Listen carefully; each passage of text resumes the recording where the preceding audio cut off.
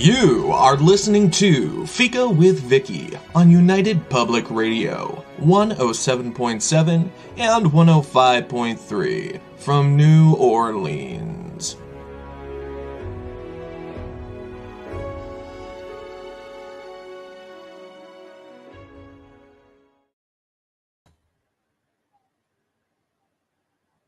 Everyone, and welcome to Fika. Before we start this week's show, I want to say thank you to DJ Benison for writing the music and creating the opener for Fika with Vicky, and also for my snazzy new colorful microphone, chosen because my love of color is known. Now, if it gets too distracting, I can turn it off like this. But I can't imagine anyone distracting from this week's guest, the Rachel Patterson. Rachel is an author, kitchen witch, blogger, conference speaker, teacher, elder at the Kitchen Witch School, High Priestess at the Kitchen Witch Coven, and listed as one of the top 100 most spiritually influential people of 2023. And after all of that, what I've decided Rachel is, and because what I decide is important, it's my show, is a complete interactive experience. You are an experience, Rachel. You can read her, watch her, listen to her, and even chat with her. And what you see, hear, and say, and yes, experience, are entertaining, informative, and growth-causing. Thank you for bringing your color to the world, Rachel, and welcome to Fika. I don't know how to follow that, really. Thank you. I was reading last night, and I was going, oh my goodness, Rachel is an experience all in herself. You touch all the bases. I mean, you're such a busy lady, and it's like in our house, I'm still getting... I'm going to be a Buddhist witch because Rachel says I can be a Buddhist and I can be a witch. And I'm like, I never argued that. Do whatever you like. Life experienced with no rules. I'm sure there are rules. Yeah, I don't do rules. I think that was where it all started. I don't like rules. It's just, and listen, people, when someone doesn't like rules for you, they definitely don't like rules for themselves. So we're not going to tell Rachel what to do. But because she's doing so much. Rachel is a very, very busy person. And I'm so grateful that she decided to come today and let us know a little bit about what's new, which is everything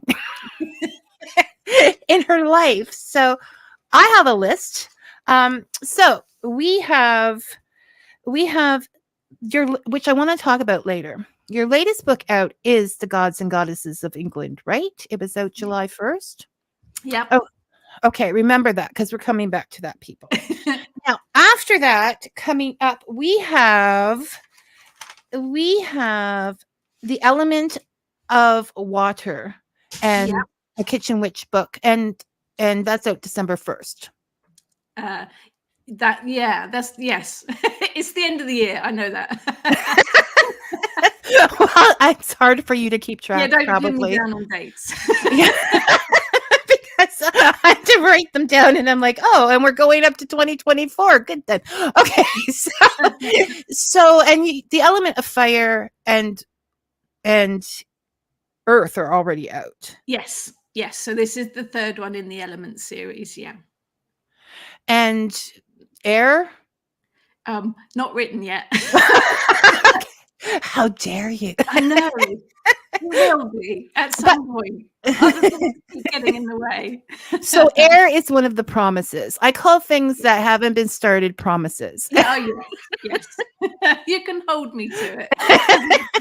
And then the element of practical candle magic, which I'm waiting for because I love candles. And it's my favorite magic to work with. And that's on December 8th. Yeah. And I just wanted to mention that Elements of Water is through Moon Books. Yes. Candle Magic is through Llewellyn, because we're going to be coming up on a third publisher in just a little bit. Not because we don't want to get bored or anything. Dragon Magic, which is interesting, is that's the one that's July 1st, 2024. That's next summer. Yes. Yeah. And that's done and in the bag. You can pre-order it, but you can't see the cover yet. You can if you take a look at my website. There's a on my website. Okay. And Rachel's website is scrolling around the bottom here, but if it's an amazing website. I also I will soon be thanking DJ Benison for a website, and I would like him to note I like Rachel's. Okay. So if you just put, once again, Rachel Patterson, Kitchen Witch into your search, it will come up. It will definitely come up. Now, we're moving on to promises. I just want to get them all back. And I'm going to say this wrong. And I was going to check it, and I didn't. Sulis? You have a book of Sulis coming out. That's written. That's gone in for the first edit. That's with Moon Books. And she is mentioned in Goddesses of and I believe she's mentioned in my Sun Magic book. Yes, because she's a solar deity. So yeah, she would come under that. Only found in the city of Bath in Somerset in England, just in the one place in the one city. But an amazing goddess to work with. Because you've been working with her for a while. Yeah, a few years now. Been working with me. Yes, she's another feisty one. That's the only way to go. Yeah, I don't think I could work with anything other than feisty. They wouldn't be able to. Yeah, it just wouldn't happen. And so, do you have a sign on your altar that says "Feisty Goddesses Only"? I think they know. They've probably got their head in their hat. Oh no, not her. And then there is also, which with a new publisher, Phoenix Flames Publishing, one on hedge witches. Yes. Which now I would explain, I am still very loyal to Moon Books. I actually have several signed contracts with Moon Books for some other books to write as well. So I'm still very loyal to them. They are amazing to work for. But Phoenix Flames are a lovely little independent company that I met at one of the festivals. And the very lovely lady that runs it was very persuasive. And so the idea, there was no bribery. The idea of the Hedge Witch book came up, which is a big part of my practice. So it's going to be really interesting to write. So yeah, I've just started the research for that one. So can we just take a minute, because I'm really interested in that subject, and could you tell us a little bit about hedge witches? It's interesting, actually. Now, to me, hedge witch, the key to it is hedge.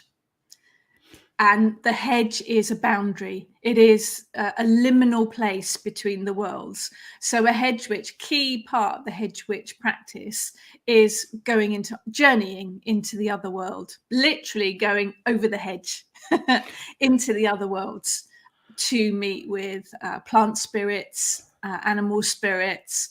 The deities are all there. The fairy world is all there. It is literally walking between the worlds. So it is a fascinating thing to do. And that, to me, is a big part of what hedge witch is. I think it kind of crosses over with kitchen witch as well, because there's the foraging and the working with herbs and tinctures and all, herbal medicine and things. So there is a bit of a crossover. But the key, I think, for hedge witch is that walking between the worlds part of it. Okay. All right. A short explanation. We'll be looking forward to the book. On the list. The book will be much bigger. The book will be much bigger. That's okay. That's a good enough to hold me over. Although I do still want to go back, because you did a chat a couple of weeks about it, didn't you? Yes, someone asked me. So we did. We talked in a bit more detail about hedge witchcraft. So yeah, you can find that on my YouTube channel or on my author Facebook page. It's interesting because I I put out a question onto my Facebook group. What do people think a hedge witch was? What does a hedge witch do? And it was kind of split, which was surprising for me. A lot of people did say about the hedge and the walking between the worlds, but there were a lot of people as well that saw a hedge witch just as a solitary witch that kind of did their own thing, which is fine, because, you know, they're just labels at the end of the day. And, you know, there's no right or wrong with any of this. But for me, the key is that hedge part of it, that liminal walking between the worlds. But they are just labels. You know, you can call yourself whatever you want. It's up to you. You call yourself Chief Pooh Bear Witch. You know, it's... I call myself indecisive.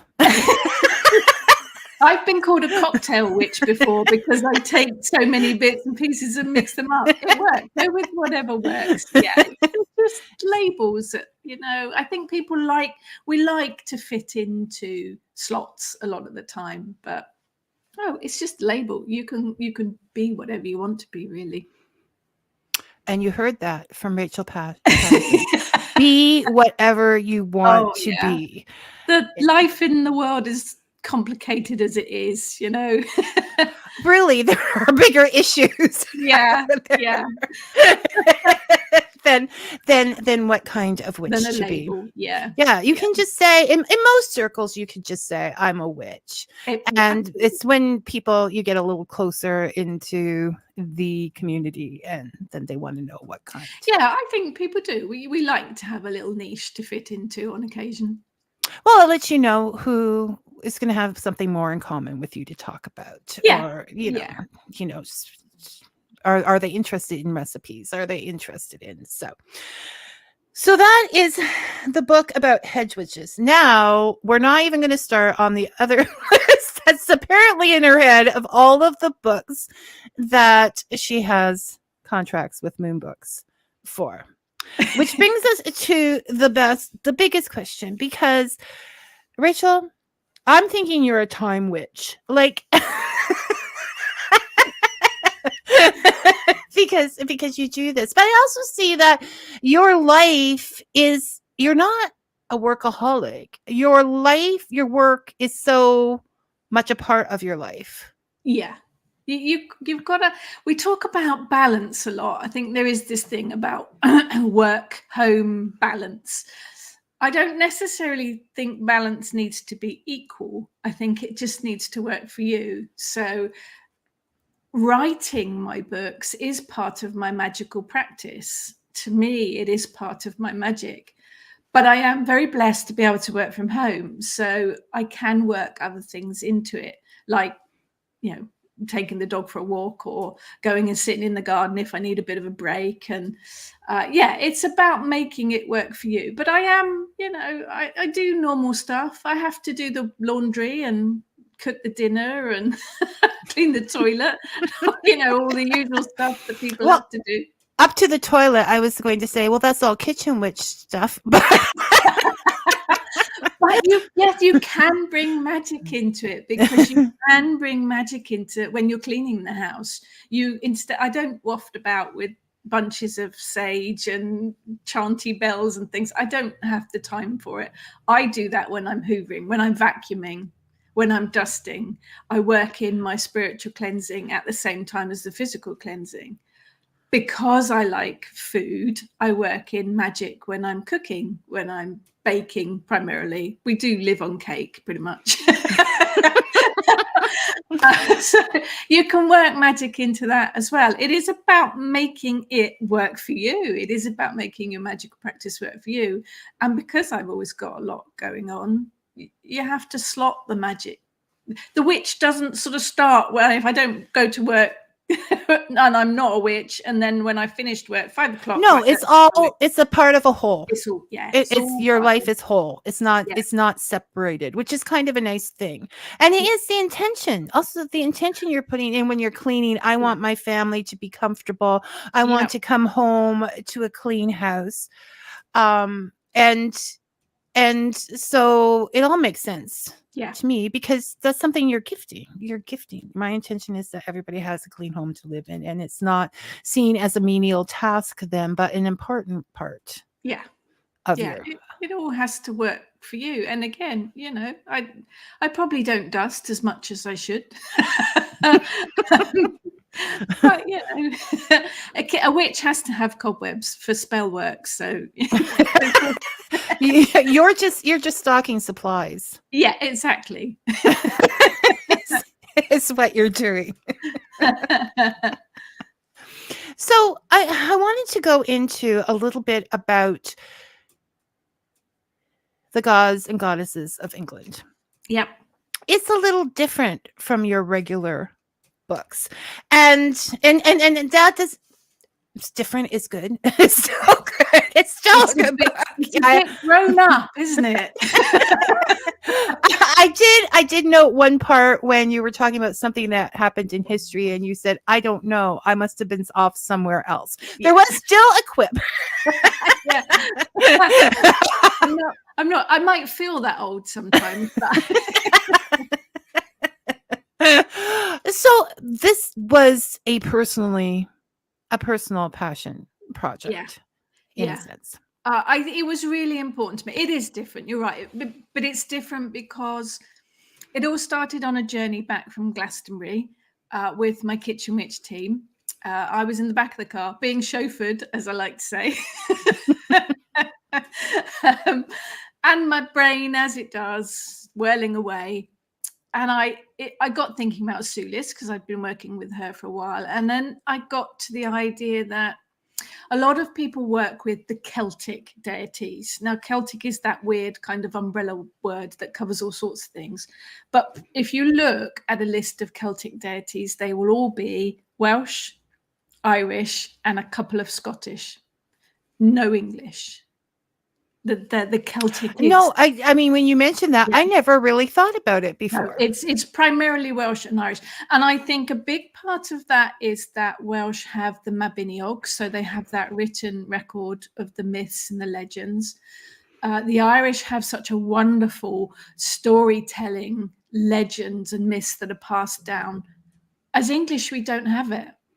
The ancient Britons didn't write anything down. And the records that we have are from the Romans when the Romans came over. So there aren't any myths, there aren't any legends, there aren't folk stories written down about any of the English deities. So I'm sort of pondering this to myself in the back of the car, thinking there must be some. Because I knew Sulis was one of them, but she was pretty much the only one I kind of knew of. So that's where it started, really. I wanted to revive all of the English deities. And there are a surprising amount of them. The problem is there's very little about most of them. Some of them, Andraste is a good example. So everyone's probably familiar with Boudica, however you want to say it, and her revolt she led on the Romans. She mentioned in her speech about the goddess Andraste or Andred. One mention, and that was written down by Roman. That's all we've got. One mention of this goddess's name. There's pretty much nothing else. And that is what most of these English deities are. One mention or one inscription found on a stone in an archaeological dig. And what Oh, sorry. No, you're right. There's very, very little information about most of them. And on top of that, as you mentioned, there was such an influx of different people into England that there's all these like little combo pantheons that would influence the thinking about them. Yeah, because the Romans did. The Romans love to pair up the deities. Sulis is a good one because the Romans loved bathing and they realized there was a natural hot spring in Bath. They built Roman baths over it. They realized there was quite a strong deity there already being worshipped, Sulis. So they called her Sulis Minerva. They paired her with one of their Roman deities, and they did that a lot. But then, of course, you have the Anglo-Saxons coming in as well, and the Vikings, and they brought their deities. London was a hub for all sorts of different cultures, and they all brought their own deities in as well. There's a temple been found in London to Isis, which is quite an ancient one. So yeah, we had all this. It's a bit of a mix mixing pot, really. And I think the English deities got a bit buried and then eventually forgotten. So it's my mission to revive them all. And quite a mission it is, because finding like how now when I go on Rachel's Facebook page, I hear the Time Team music playing in the background, because Time Team is always on at my house. Thank you, dear. It's my a husband. brilliant program. Brilliant. And two, like, you're always out there at museums, going to the baths, you're out there doing this because you're really have a microscope trying to find bits of information. It has, it sparked a bit of a flame, really. Probably helped by the fact that my youngest is at college at the moment, and he's studying ancient history and ancient civilizations with a view to going on to archaeology. So we have some really interesting talks. He also volunteers at a local Roman palace. So, there's all these connections. And where I live, there's an awful lot of Roman. I'm not far from Chichester, which was a really big Roman settlement.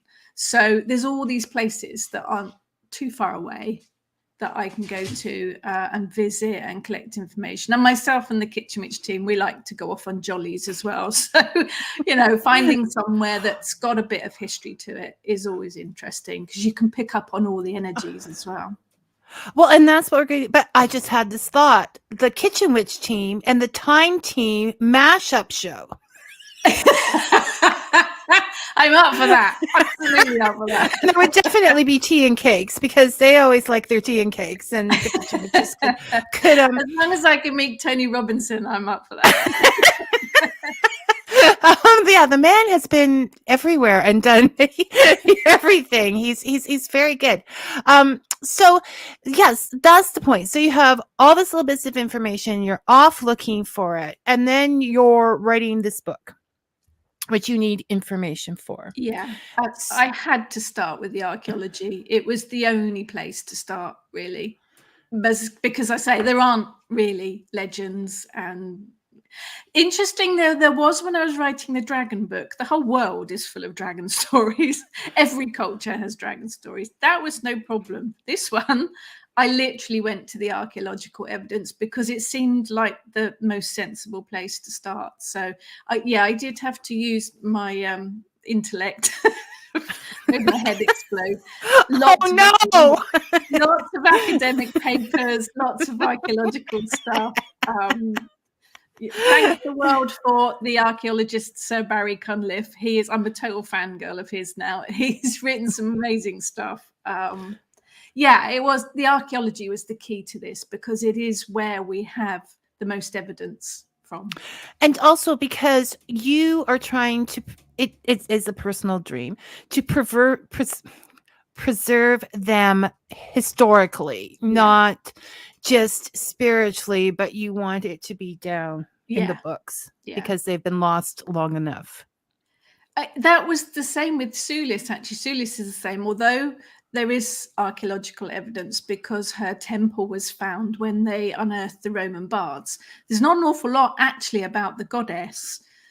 So when I was writing that book, quite a big bit of that is my own personal experiences with her. I tried to do with the gods and goddesses of England, tried to keep it to the archaeological evidence, but then give people a structure, a framework for making their own journeys with these deities. And I think you can do it with any deity wherever you are. It's all about making your own connections with them, because if there's nothing out there, you have to. And because what I was thinking is that originally, spiritually, they would have had to make themselves known to people. So now they're making themselves re-known to people. Yeah. And that is the best way to go. So perhaps that is part of it. Perhaps they are the ones that are now shouting, waving at us. Rachel. Yeah.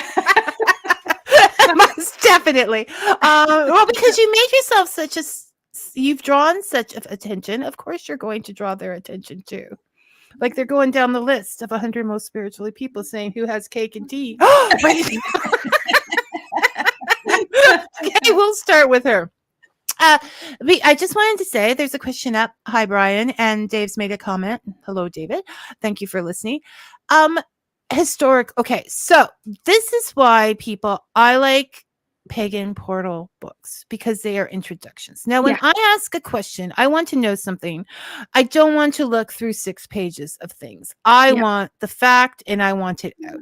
And so within Rachel's book, you're going to get a list of all the gods and goddesses, the historical evidence of where they're found, any other bits of interest, like if Boudica yelled to her warriors, which was really very, Boudica would get canceled with some of the things she was saying. I think it was a force to be reckoned with. That's for sure. Cancel me, shall you? And then move on to a spiritual sense in each of those things, the way you got to know Sulis and whatever. But back to the historical thing. Okay, this book, I would say books have these pagan portals have multiple purposes. So if you're spiritually interested, they will interest you. If you are a Last Kingdom or Vikings fan, the TV series, man, you don't have to even, it's right there. It's right there, people. The exact history, that exact moment in time to straighten it out. So if you're saying, okay, why did they have a Danish king or whatever, this is happening, it is right there. So it's a reference for that. And for any writers out there, but I love them because I don't have to sit through 7 pages of information when I just have one question to have. Yeah. So that's the historical part of it. Mr. Greiner, Rachel, as a prolific author and researcher, how do you keep track of all that information? Handwritten notes, computer apps, or some combination of that? Pretty much a combination. My husband last year made me move my diary onto the computer. I had up until that point my 1985 Filofax, which had everything written in it, and all stuff. So I am gradually getting computerized. Books, when I write them, are a bit of a combination. When I'm starting with the research, I will start with a big pile of books and I'll go through them and I'll put Post-it notes in. Then when I've kind of wheedled out the ones that have got the Post-it notes in, I'll go back through them and I start making notes, handwritten notes. I do find as well, if I'm writing things like meditations, I tend to write those handwritten. It seems to flow a bit better for me. And then it all gets moved to the computer. But I have one main document and I literally write in chunks. It might be gibberish at first, or if I find something interesting, I'll write the paragraph and I literally just drop it into the one document. When I'm ready to put the book together, I'll open a fresh document and then I will literally copy and paste the paragraphs or the pages and put them in a sensible order. And then I'll read through it and do another edit to it. So it is a bit of a combination of both. For the books that I've got contracts for that I'm not even started writing yet, if I find something interesting, I'll pop it onto the computer into a document just to save it so that it's in a place where I know I can find it. I used to handwrite it all and then have to go through all these notebooks, flicking and put them in a safe. So I do try to be a bit organized. So yeah, it is a bit of a combination of handwritten notes, Post-it notes in reference books, and the computer. So yeah, a bit of a combination. You have a very combinating life. Dave said, aside from telling me that the new microphone is working great, which is, thank you for letting me know.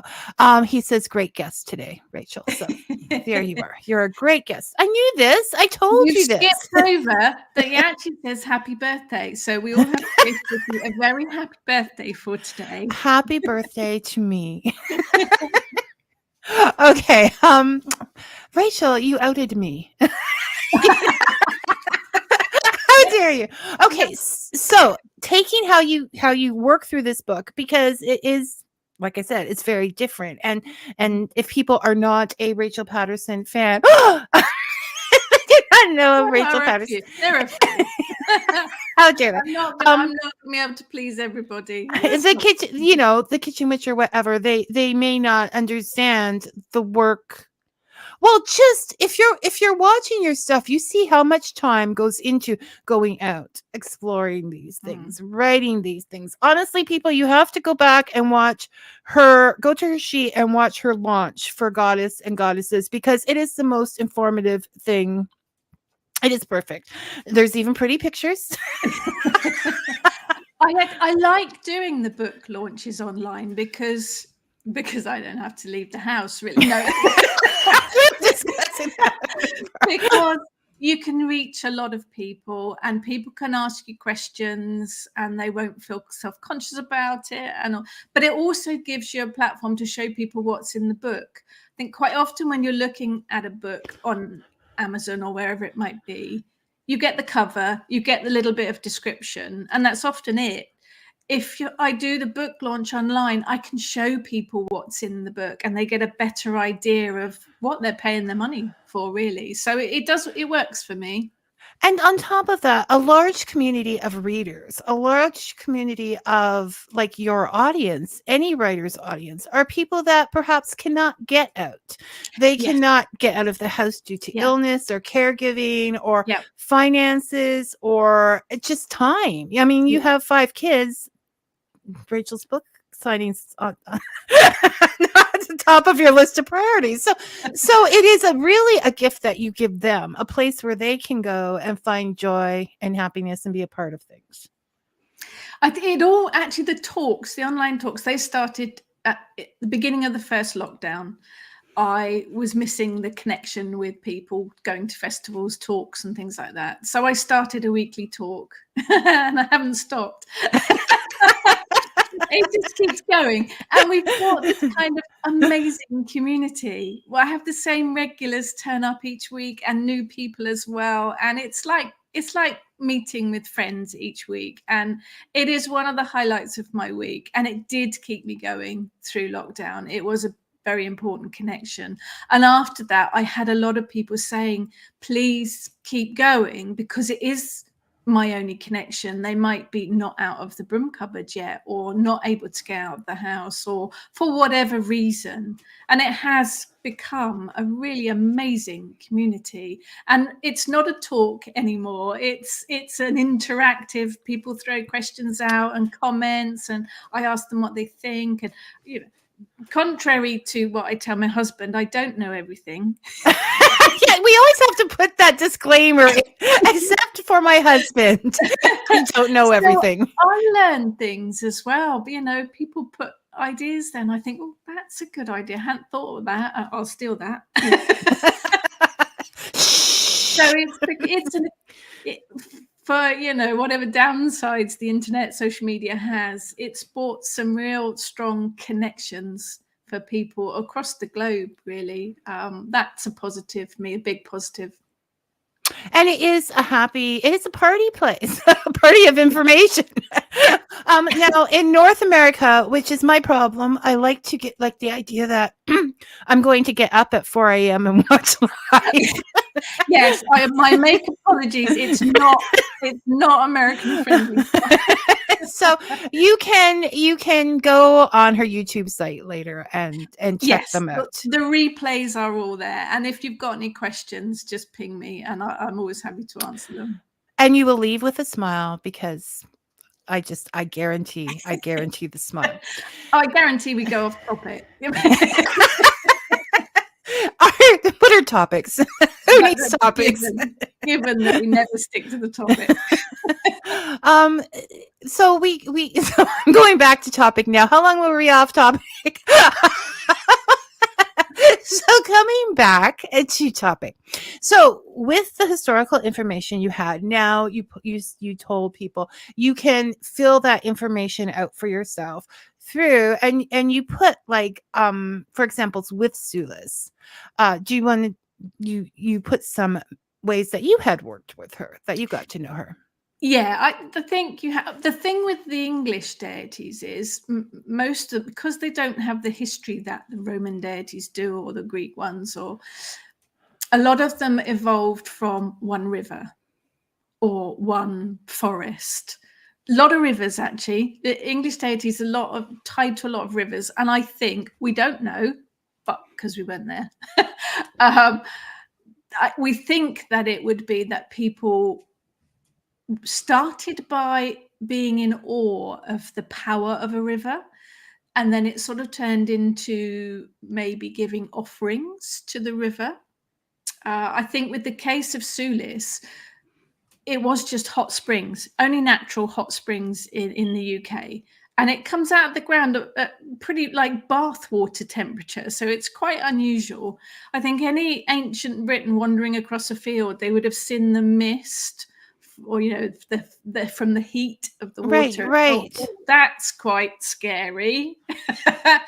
And then realized that the water coming out of the ground was hot, and they would have been quite in awe of it. So that, and the same with rivers as well. Rivers bought food. The rivers provided food for people to live, but if they were big, strong rivers, they also took life as well. Mm-hmm. So the same situation, I think ancient man would have honored them, would have begun perhaps to worship them. But human beings like to throw stuff in the water. I don't know what it is, whether it's a well or a spring or a river. We like lobbing stuff in the water as offerings. And pretty much, and the River Thames has got a huge amount of stuff that's been pulled out of it, armor and shields and swords and all sorts of things. And I think that would have been offerings to appease the spirits. And I think then the sort of spirit, the energy, would have turned into a deity of some sort. And it seems that most of the English deities, their lives began as spirits of place, as spirit of nature. And that's where all of them have got their kind of history from. So I think that, to me, is a starting place when you're trying to work with the deity yourself, is to go back to that connection to nature, to the water, woods, whatever it might be. And to learn more history, like what the people were actually like at the time, because what they're like, what they eat, who they are, where they hunt, did they hunt, were they farmers, all of these are going to contribute to the understanding of a deity to them. So if you understand the people, you're going to understand their deities. Absolutely. I mean, food is one of my passions to bake, to eat. But there's magic in food ingredients as well. But that is a big part of it for me. Whenever I'm researching or working with a new deity, I look at their culture, but I look at the place, I look at the land that they come from, and I look at the food. I look at the food that's grown there, the food that's eaten there. And that's quite an important part for me, because I think that brings quite a big insight. Well, because it is life for them. I mean, they couldn't, if the crop was bad, they couldn't just pop off to the corner supermarket. They were stuck. So understanding the history, that is almost like hedge riding itself to between time. Here I am in this time. Let's imagine what it would be like standing here, what I would be wearing, because what animals would still be around, all of those things. Yeah. So I think with any deity, it's a relationship. Doesn't matter whether it is an unknown one or a well-known one. It's about building a relationship like you would with a friend or a colleague or a partner. You have to build that relationship. And part of deity, I always say, whenever you're going to work with a new deity, do your research first. I think it's really important to understand the myths and the history and the culture of the deity that you're going to work with. I think it's respectful more than anything. Well, yes, and of the people. I always say in the backward turn, if you understand the stories, you understand the people. And if you understand the people, you're going to understand the stories. So you can't disconnect. You can't just, not that what I always say is important, but it is if you're my husband. But You know, it is, and this is where I think the ability, because you have that, the ability to envision, that imagination that allows you to grow from those facts and question, oh, maybe this and maybe that. Yeah. I like to look at things as well. When I was researching the Sulis book, just out of interest, I Googled Sulis correspondences to see, because she's one of the more well-known ones. People do know about her from the Roman baths, I'm guessing. And people had written, oh yes, her correspondences are this animal, that animal, this food, that color, these herbs. And I'm looking at some of them thinking, why? What?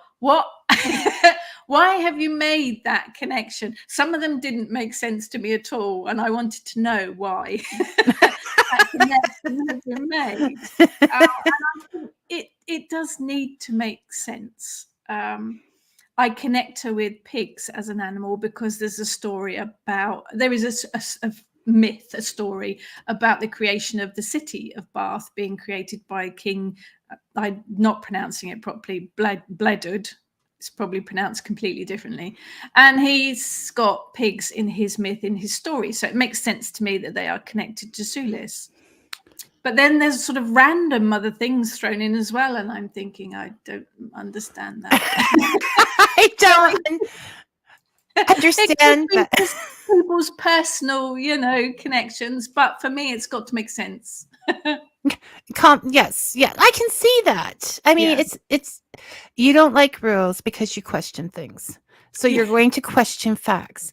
David, thank you. I was trying to think of that word and I knew it had mudlarking. Yes. So I was going to say, have you been, so speaking of the River Thames, has Rachel ever partaken in some mudlarking? I've done it along the seafront more than rivers. I have done it on streams on occasion, not on the River Thames. The River Thames is quite large and London's quite scary. And tourist. In my youth, I worked in London, but the River Thames, I went to an exhibition that they had in the British Museum recently. And they had a whole treasure trove of things that they had literally found whilst mudlarking along the banks of the River Thames. The stuff they found. It's amazing. Yeah. Mudlarking videos are also important in our house. We are geeks. Okay. Oh, they are fascinating to watch, aren't they? And I've got a couple of friends on Facebook land that do it. And it is the stuff they find is just amazing. If you're a treasure hunter and it's fun to be a geek. I don't care. Like if you dropped us anywhere, would we go to dancing? And no, we would go to the local museum and find out what's happening. Susan, hi Susan. Oh. How do you spell Sulis? Okay, nearly right. It's Sulis. So you just got too fancy, Susan.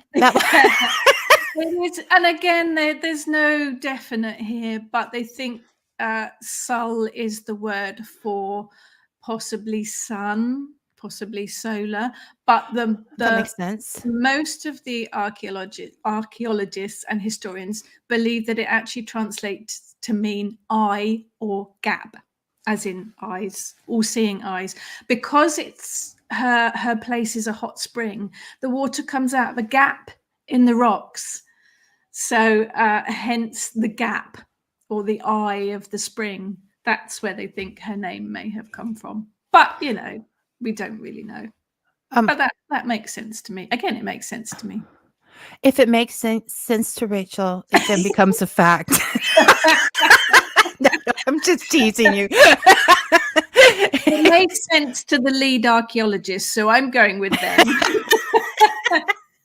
This is true. She's just following the path that is being shown to her.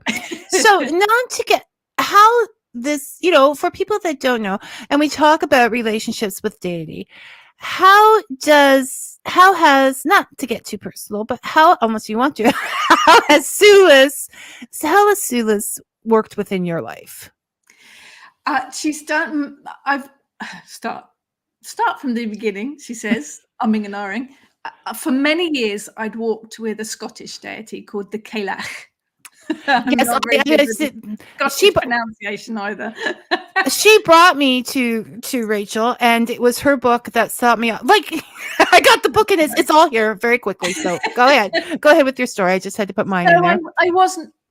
She walked with me for many years, and I wasn't expecting to find another deity. But my husband and I visited the city of Bath in Somerset, and it is a beautiful city, and they have preserved it really well. They're very careful about not putting up modern buildings or anything. And it is a beautiful city. And the Romans built buildings above the spring to make it into Roman baths. And we, being geeks, we love our museums, we love our castles and anything history. We went and had a look round, and I was captivated, absolutely captivated by it. And I'd never heard of Sulis before then. And I think I'm going back probably nearly 10 years now. And that was it. The interest was sparked, but I couldn't find anything much on her. There wasn't much on her there. So I guess it kind of went out of my head again. And then I was somewhere else, and someone had done a picture of her. One of the artists had done a picture, and I thought, that's really weird. I've never heard of her until then.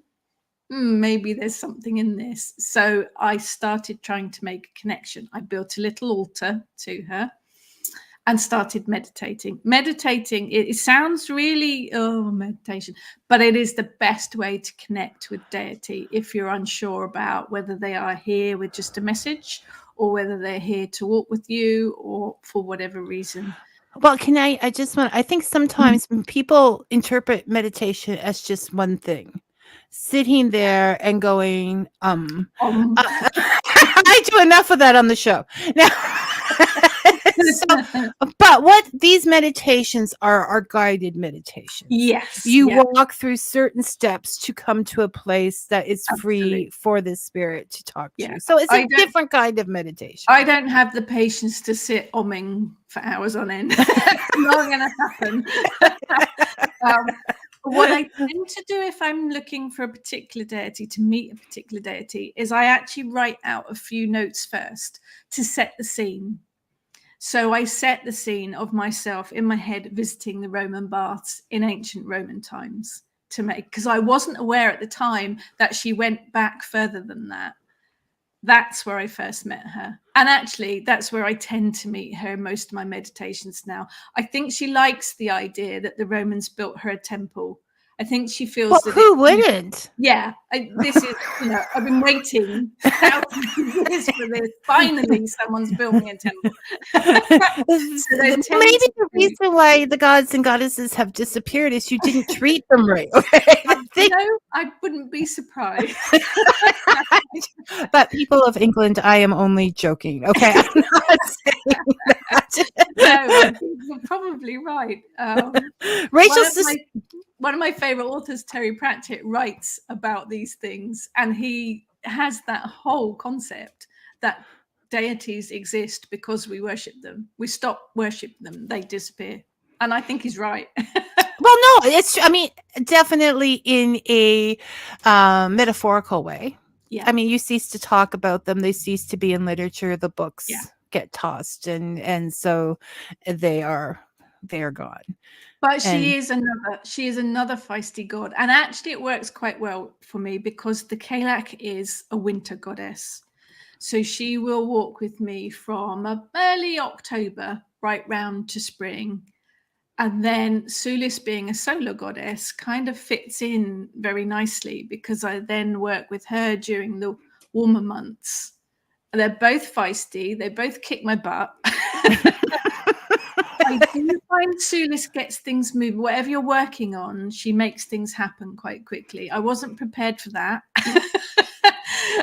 She does push things through quite quickly. But yeah, they're both very interesting. But once you build that relationship, they provide support and guidance, insight, a smack round the head if you need it. It's worthwhile. Definitely worthwhile.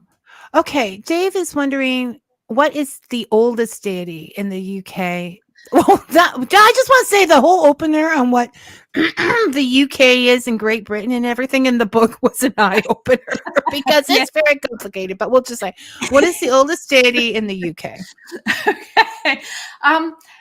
Interesting. That is an interesting question. Funny enough, the Cailleach is one of the original primordial goddesses, based mainly in Scotland, but you will find evidence of her in Ireland as well, and actually across bits of Europe, because originally the UK was joined to Europe, so people just sort of walked across. There was no Eurotunnel or any, they just walked across. So the Cailleach, I would say, is one of the oldest, because she was supposed to have literally built the landscape. She With the stones. That's what. From her apron. And I love that. And that back, picture. Yeah, really primordial. I would say the Sheenanagig is another ancient one. There's another one that's come to light more recently, is Ellen of the Ways. She was another one that was forgotten, and in more recent years she's come to light, and I think she was probably one of the more original ones. I think originally people would have literally just worshipped the sun and the moon. They would have prayed to the sun and given offerings to the sun to make sure it rose the next day. So I think that's kind of where it came from. But yeah, I'd say the Cailleach is one of the oldest ones, because she is a primordial one. There's probably loads more, but my head's gone. And for the moment, it will come back the minute you're off the show. I guess the horned god as well, perhaps the green man, the horned god, Cernunnos, Cernunnos, Hern, lots of different names. But the horned god of the forest probably would have been quite ancient as well.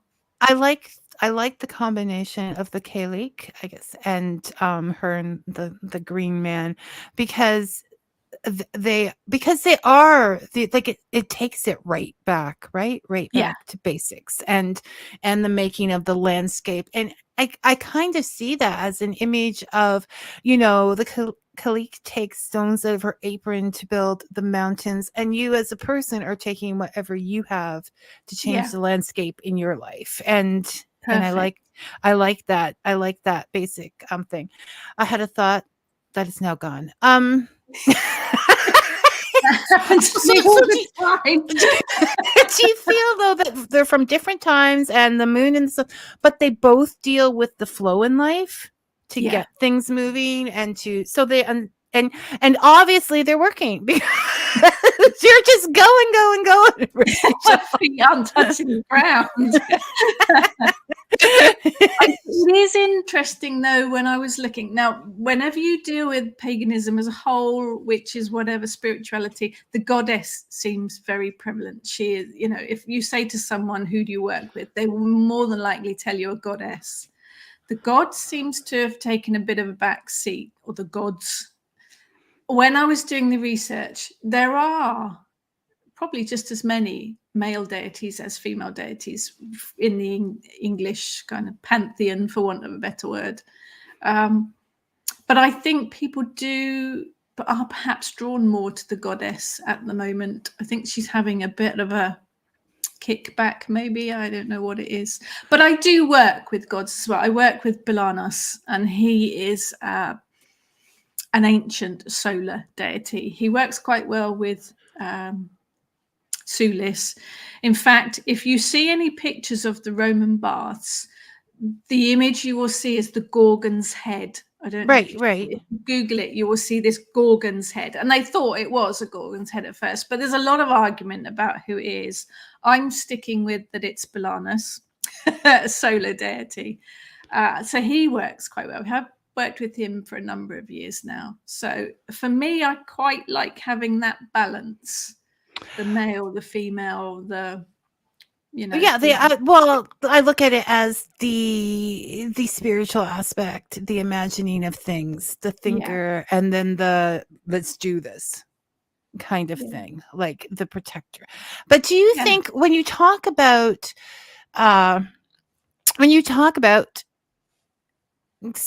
them showing up. They're showing up now through you, through different things, these English gods.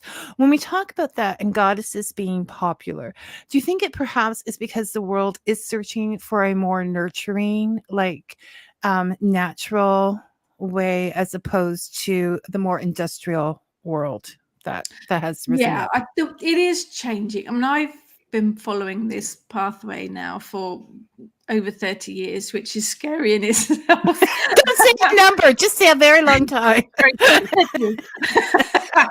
When I first started, the internet wasn't really, people didn't have computers at home or anything like that. So I had to just get hold of the books that I could, and they were very few and far between.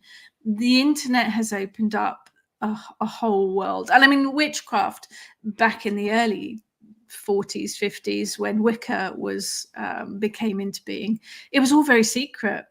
Yes, of course. Couldn't talk about what you were learning. You couldn't talk about all these things. And I think that the internet opened up the world to witchcraft, to paganism, to spirituality. And I think it is a very, very growing religion, for want of a better word, religions, beliefs. So it is year on year, I think it grows. And we have a survey each year, a consensus thing, and paganism grows, the numbers grow each year.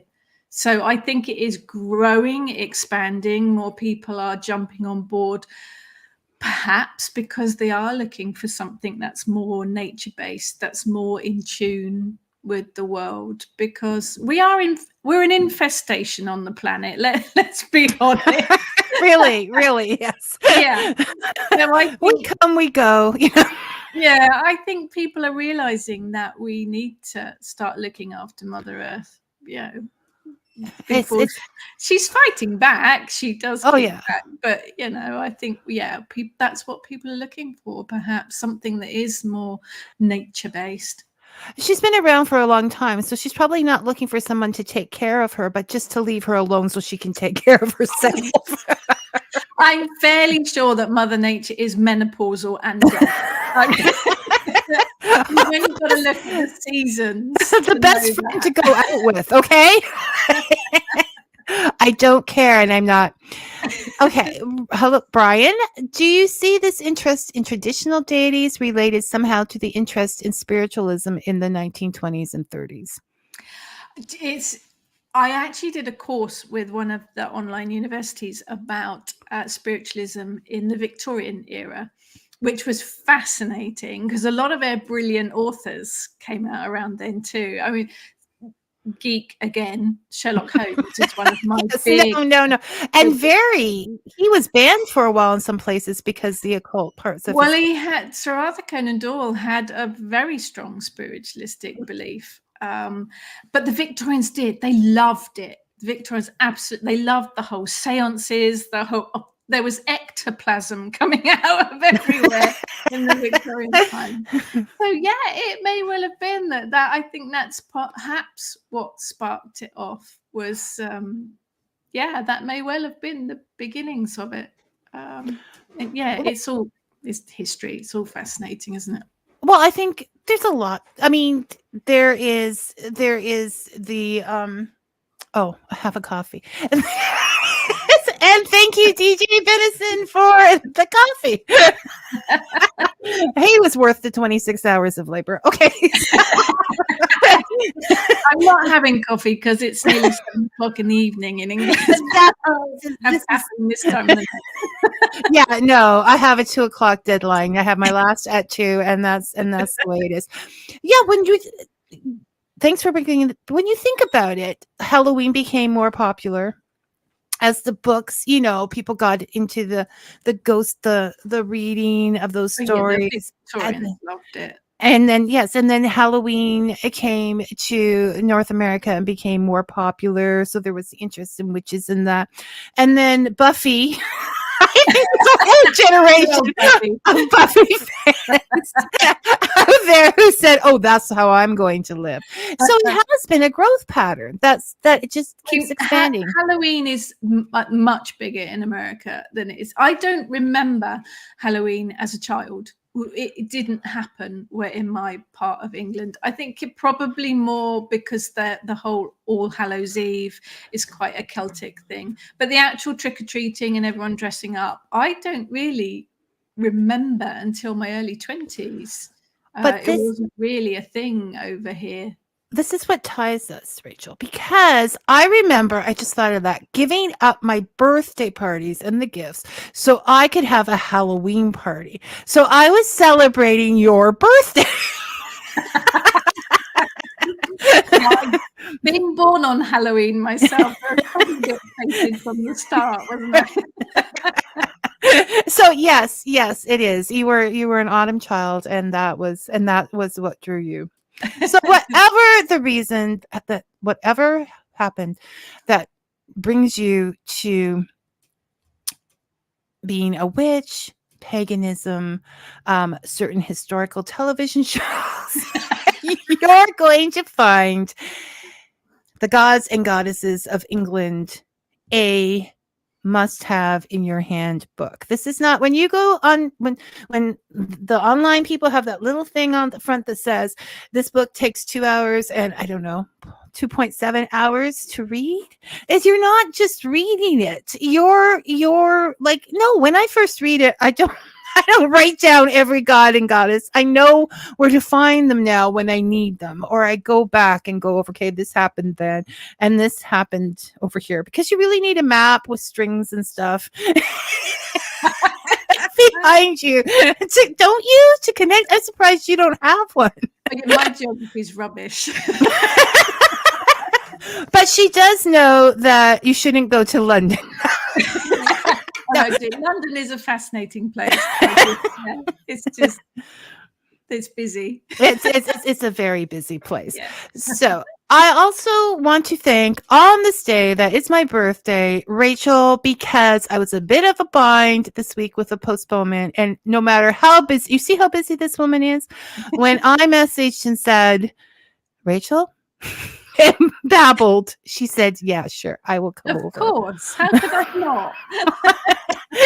So I want to thank her for that, and thank her for being here with us. And if you want an experience, if you want the whole real deal, you will check out Rachel Patterson's website, chat, whatever. Just go to Rachel. You'll get everything you need right there. Okay. Thank you very much, Rachel. And we'll talk to you later. Take care. And she has to remember to remove over here. Okay. Bye. Okay, for everybody commenting, I'm going to turn the comments off now, so I won't be able to see unless I watch through the whole thing again. Thank you all for commenting and being here. And yes, it is always fun with Rachel and very informative today. We will see you all next week. Until then, may your coffee be hot and your stories sweet. Thank you for listening, everyone. Take care.